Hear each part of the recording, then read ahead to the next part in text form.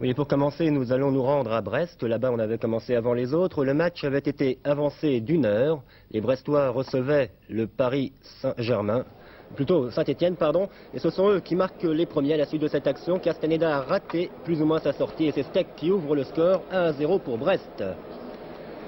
Mais Bruno Steck, on va le retrouver juste avant la mi-temps. Il aurait mieux valu d'ailleurs pour Brest que ce ne soit pas le cas. C'est lui en effet, Steck, qui va dévier ce centre de carreau mais dans ses propres filets. Et Brest et Saint-Étienne sont alors à 1 partout. Le début de la deuxième mi-temps sera aussi favorable aux Stéphanois que la fin de la première. 46e minute de jeu. Et superbe but de Carlos Diarte. Ce but de l'Uruguayen vaut bien un ralenti. Alors, le voici. Il était difficile à Bernard de faire quelque chose, d'autant que le gardien brestois était légèrement avancé.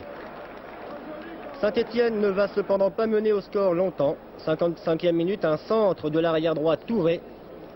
Et une superbe reprise de la tête de N'Jolea. Castaneda est battu. Là aussi, ça vaut bien un ralenti, alors le voici. Le centre de Touré est impeccable. La reprise de la tête également. Le score 2 partout.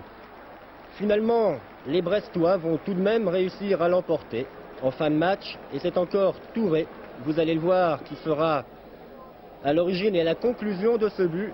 Le voici, Touré. Il ne fait pas dans la dentelle, il résiste à 3 Stéphanois. Et c'est en force qu'il donne la victoire à son équipe. Brest 3, Saint-Étienne 2.